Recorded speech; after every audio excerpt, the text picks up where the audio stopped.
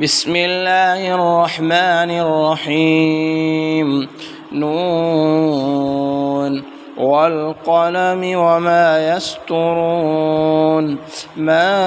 أنت بنعمة ربك بمجنون وإن لك لأجرا غير ممنون وإنك لعلى خلق عظيم فستبصر ويبصرون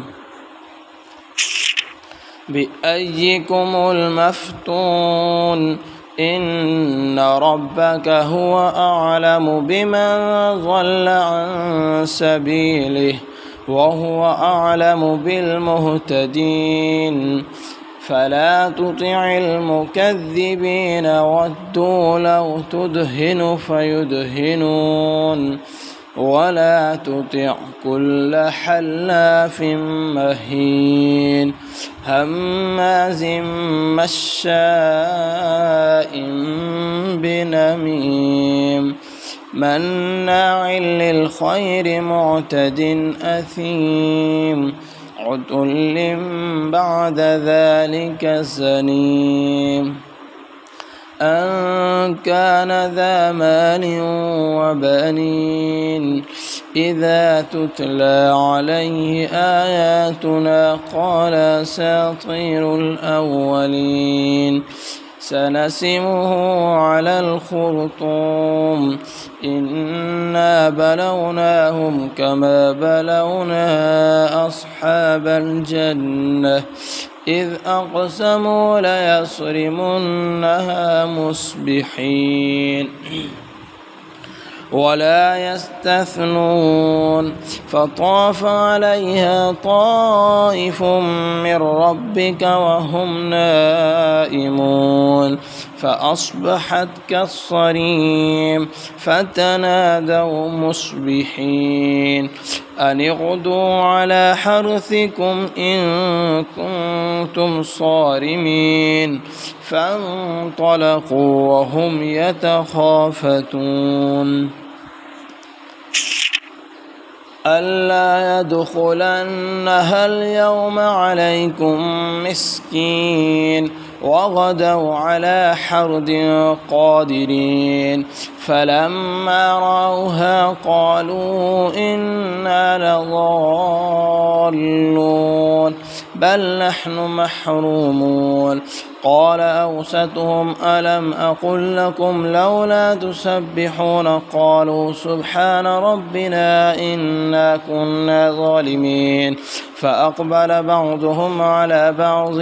يتلاومون قالوا يا ويلنا إنا كنا طاغين عسى ربنا أن يبدلنا خيرا منها إنا إلى ربنا راغبون كذلك العذاب ولعذاب الآخرة أكبر لو كانوا يعلمون إن للمتقين عند ربهم جنات النعيم أفنجعل المسلمين كالمجرمين ما لكم كيف تحكمون أم لكم كتاب فيه تدرسون إن لكم فيه لما تخيرون أم لكم أيمان علينا بالغة إلى يوم القيامة